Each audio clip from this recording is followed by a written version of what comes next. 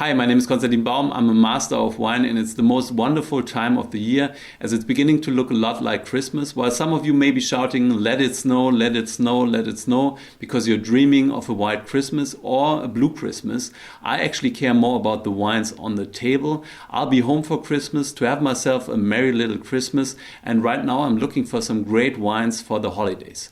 And yes, for those who wonder, those were 7 Christmas song references in less than 20 seconds. My intern Leon selected 7 holiday wines that should be great for special dinners. I will blind taste, identify and rate them so that you know which wines will bring joy to the world this year. And yes, this was Christmas reference number 8. Thank you.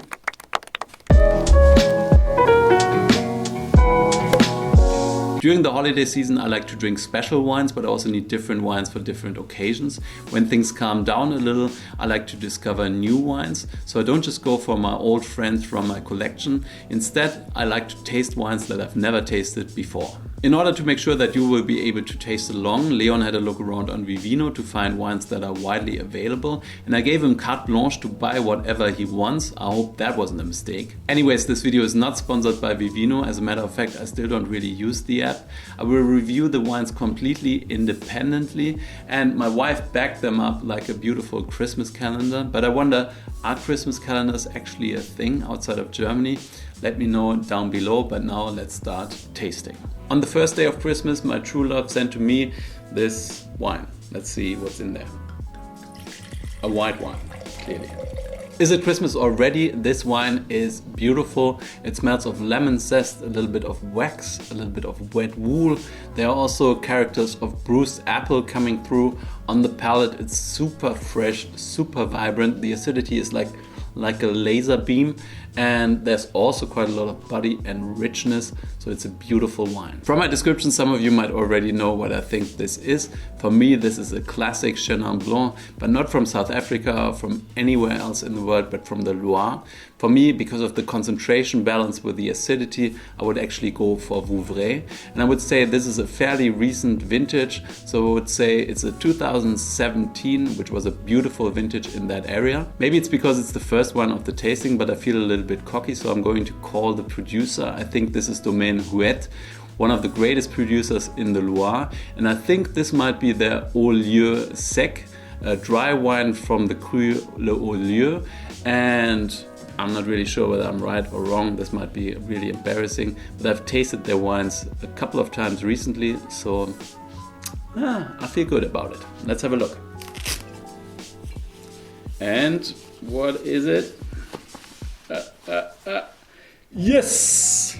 This is exactly the way I like to start my blind tastings. I was spot on apart from the vintage. This is the 2019. I thought it was the 2017, but everything else apart from that was correct. So yes, I did it. And now I don't really mind when I fail on all of the other wines.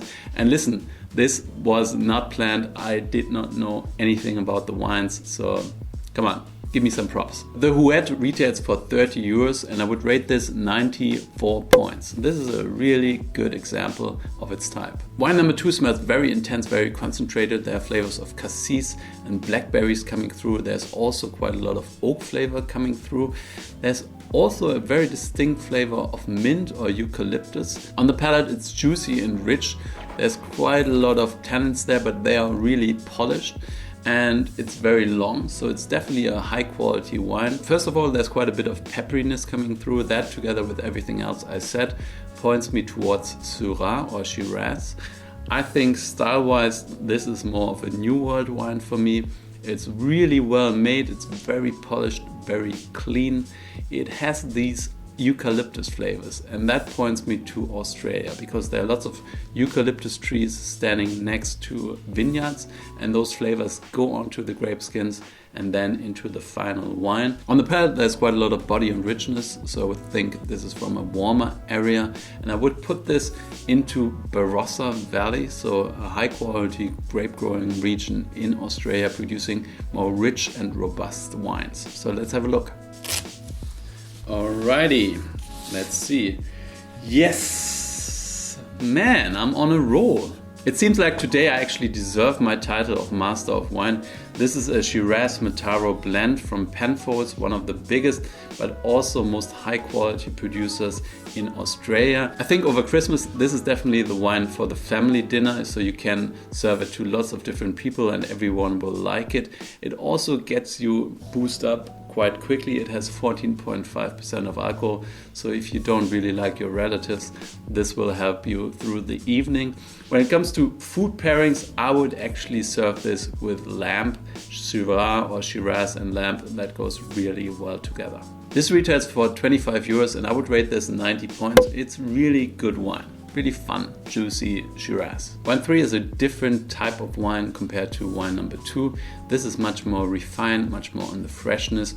The fruit flavor profile is more cherry. There's a little bit of spiciness going on. It's not 100% clean. There's some like rustic forest floor kind of aromas coming through. On the palate, it's fresh and vibrant. It has tannins, but not the most pronounced tannins. There's lots of length. This is a bit difficult because it's a bit wild, but the profile for me is pretty clear. It's a light, vibrant, fresh wine.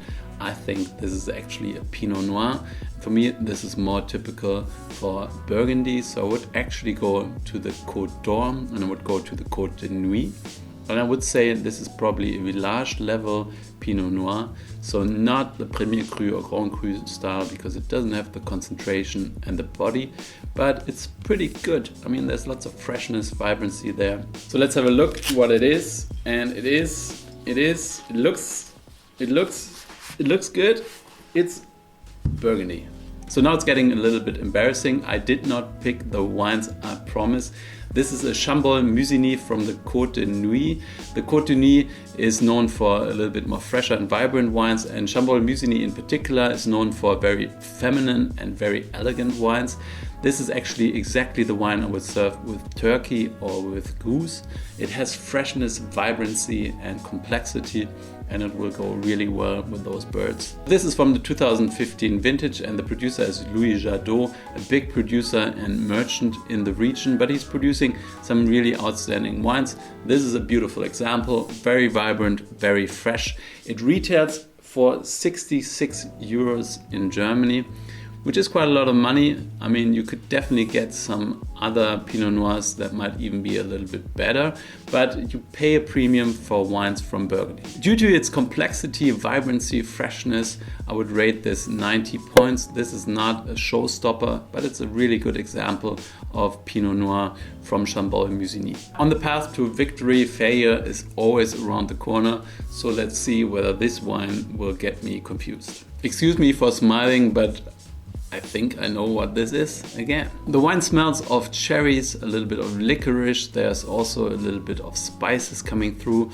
You also get some flavors of roses, so it's quite complex. There are lots of different dimensions to this wine. On the palate, it really tells you what it is because there's grippy tannins, very fine grained, very elegant but grippy tannins and lots of freshness in the finish. I should also mention the color, which is fairly light for a red wine. So I think I am in Piedmont and I'm with Nebbiolo, and I think this could either be a Barolo or a Barbaresco, but I think this is actually Barolo due to its complexity and vibrancy.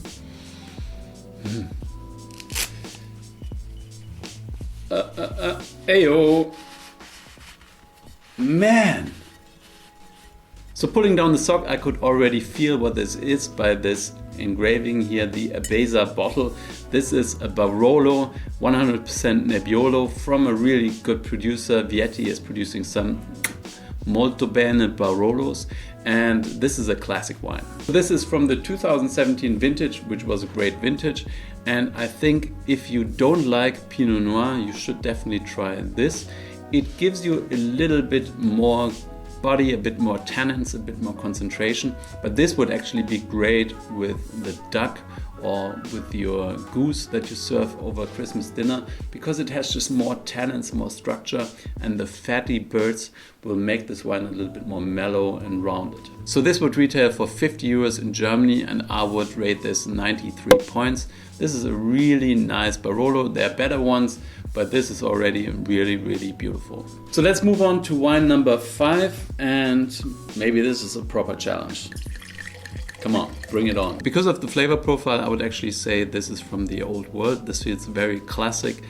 Smelling it, I'd say it might be Bordeaux, but there's also a little bit of American oak coming through, and that points me into another direction. I think this is probably from Spain, and I would say this is either Ribera or Rioja because of its elegance, freshness, vibrancy in combination with a little bit of American oak.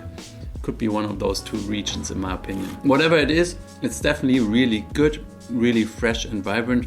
This kind of puts me away from Ribera because the wines there tend to be a bit more extracted, a bit more concentrated. And I think this is a really good Rioja from a very classic producer, and it's beautiful. I like it. So let's have a look. Let's see. Ooh, nice. Okay, this is definitely a classic producer. Vina Tondonia produces some of the most amazing wines from Rioja. The style is a bit different to many of the other producers, so I think this is quite distinct, but I haven't tasted the wines in a while, so I couldn't pinpoint it directly. I think this is a great wine for Christmas when you are all alone by yourself, like the chimney and the fire is going and you're just sitting there meditating. This is the right wine for you. This retails for 15 euros in Germany, and I think that's a real bargain. I would rate it 92 points, and it's the best price quality ratio wine in the tasting so far. I don't know what it is, but my nose is on fire right now, like in the positive sense of the word. But let's see whether this wine will break me. Okay, I gotta admit, I can feel the bottle and it's very heavy. This doesn't necessarily point you into any direction really, but it's a heavy bottle. Wow, this is big as the bottle is heavy, and sometimes there's a correlation between the weight of the bottle and the richness of the wine. This is a rich wine. The wine smells of cherries, plums, figs and a little bit of orange. On the palate it's rich and concentrated, the tannins are very polished, it's very big and juicy, but it has a fresh and vibrant finish. So this is definitely a big wine from a region that produces bigger wines as well. So I would actually go to the New World here. It could be something from Australia, it could be something from California, could also be from Argentina. But the flavor profile of the grape variety itself, or at least of what I think the grape variety is, points me more towards California. I think actually that this is a Zinfandel, a grape variety that I like a lot. It produces big and rich wines, and this is definitely one of those. So let's have a look. So, what's that? Saldo. This is definitely minimalistic labeling. Saldo, which is from the Prisoner Wine Company from California. They're based in Oakville, and this is a Zinfandel. So I have never tasted this wine, but I know it's quite well known, widely distributed. I think it's a really good wine. I mean, it's rich, full-bodied, concentrated. It definitely has a lot of Zinfandel characteristics. I think there are better Zinfandels around, but this is pretty good. So I would rate this 89 points. This retails for 40 euros in Germany, and that is a big price for an 89 point wine probably, but it's definitely something worth exploring. I could see this wine as a perfect match together with a stew of venison. This would be just beautiful because the wine has lots of richness and concentration, so you can definitely go for a richer and more concentrated dish, and I think this will be a match made in heaven. So we've arrived at the end, wine number 7, and let's see whether I can keep my streak up. I think I've never had a perfect streak on any of my blind tasting videos. The wine smells of cassis, blackberry, spice notes coming through as well. On the palate it's rich and round with velvety tannins and a fresh finish. So this is a pretty good wine. It's tricky, but I would actually think this is a Bordeaux blend. I don't think that it's from the New World, even though it could be from somewhere like Chile or Argentina, some places of Argentina. I think it has quite a lot of freshness and vibrancy, and there's a little bit of an old world touch there. But I would actually go for Bordeaux and say that this is from a warmer vintage from Bordeaux and from the left bank, so more Cabernet based. Oh no! damn it, the last wine, and it's a fail. Well, kind of. This is a wine from Tuscany, but they use Cabernet Sauvignon and Merlot together with Sangiovese. So it's the Bordeaux Blend Plus. And this is from one of the most famous estates in the region, Tenuta del Ornellaia. This is a beautiful wine, and I'm not going to beat myself up too much because I didn't put it into the right region or even the right country, because it's modeled after a great Bordeaux. So, and I got 6 wines right, so you can fail once or twice in a tasting. I think this is a beautiful wine for pan-fried beef. So if you have a piece of fillet, for example, which is medium rare, because of the structure of the wine, it will complement the beef really, really well. And it's just beautiful. It's a lot of fun to drink anyways, but with a piece of meat, it will be even better. This wine retails for 20 euros in Germany, which is still pretty cheap, I would say. I would rate this 91 points. It's really good, a lot of fun, great wine. And at that price, you can't do anything wrong. Man, this was a beautiful tasting. Well done, Leon, for picking out those wines. I like them all. I would drink them all. The best wines for me were the Huet and the Vietti. Just beautiful wines, and I think they will go really well with my Christmas dinner. To be honest, I think for Christmas I would need a few more wines. I would drink more white wines. There will definitely be a Riesling in the mix, but also others. And I definitely need a lot of champagne. I drink a lot of champagne over the Christmas holidays and New Year's, obviously. So those wines weren't included in the mix. But I think you get some good ideas now. I hope you find some wines that you enjoy. I will put all of the wines in the description under the video, so just check it out. I hope you enjoyed this video. If you liked it, then please like it down here. All I want for Christmas is for you to subscribe, so please do subscribe. And I hope I see you guys again soon. Until then, stay thirsty.